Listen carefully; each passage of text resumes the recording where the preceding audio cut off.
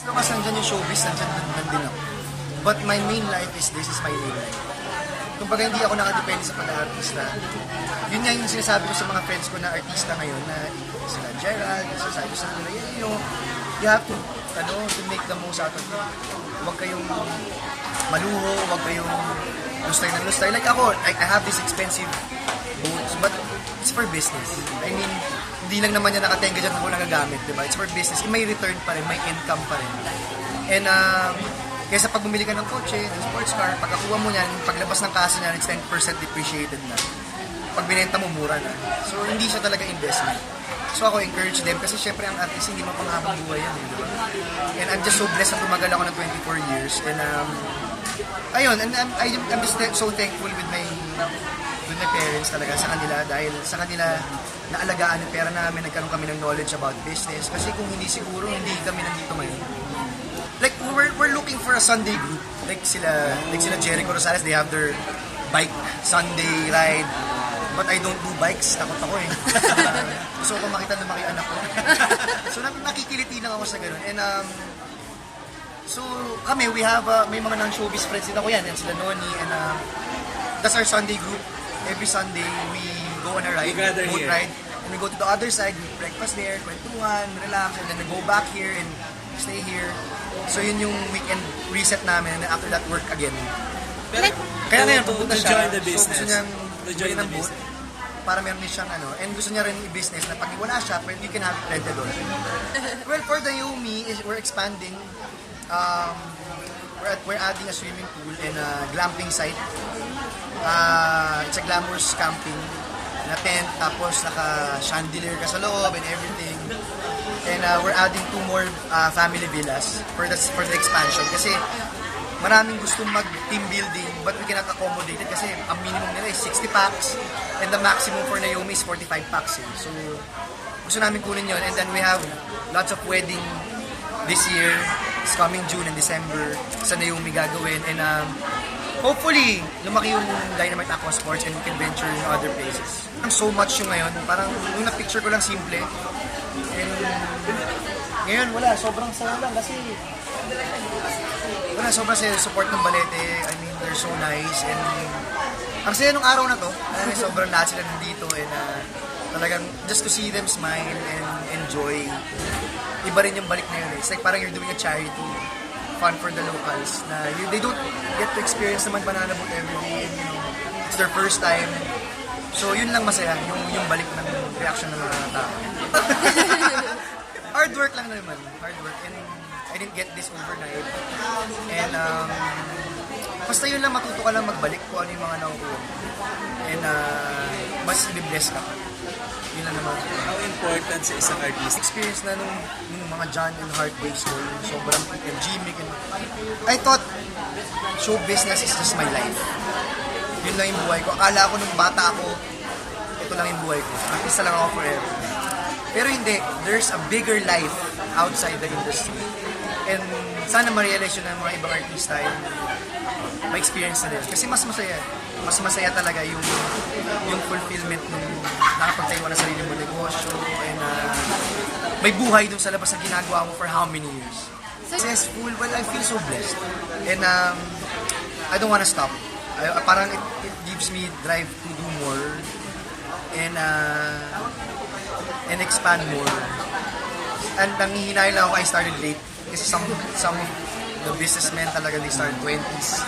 And now I'm early 30s, so hahabulin ko pa talaga. I mean, sa personal business. Mahirap yun Well, show business kasi acting is my passion. And I'm slowly giving up on my dancing. Parang it's about time to give it sa mga young, diba? But,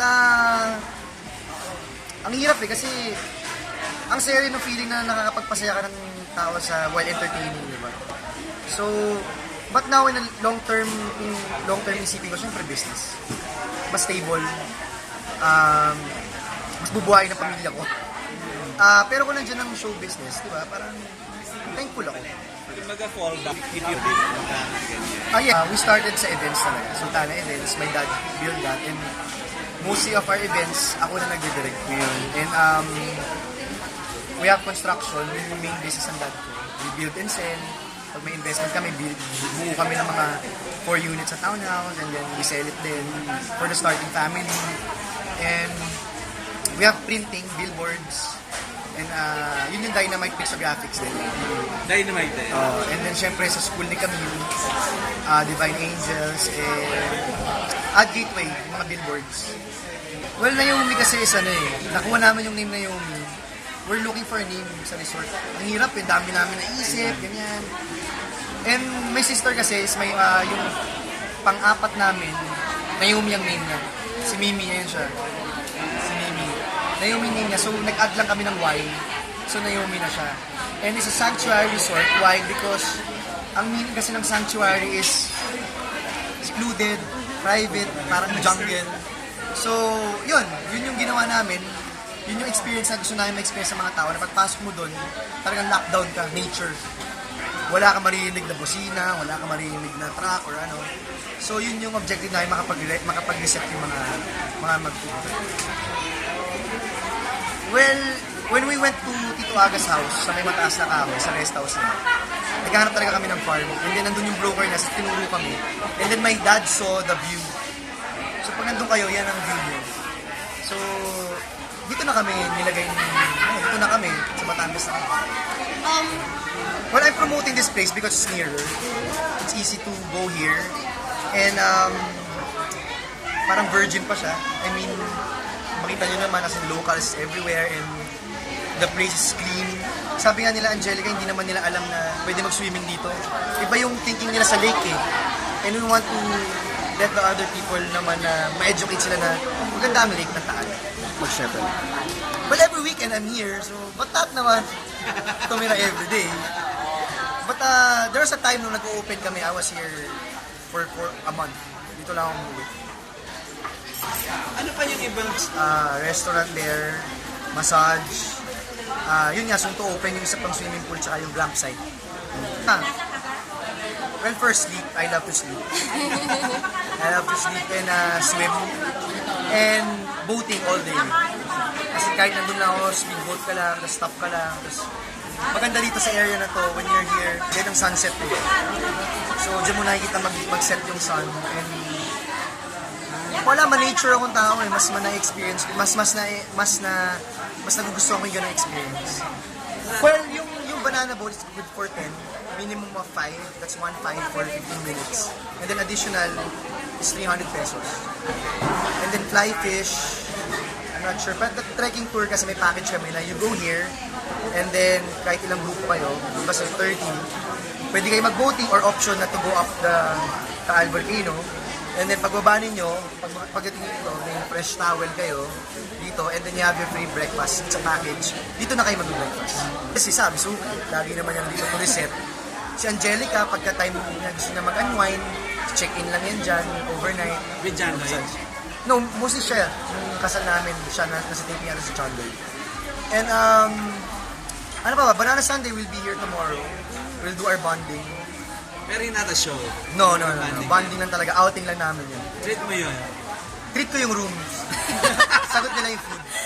It's business. May patay naman tayo dyan. Sagot diba? Business is a business.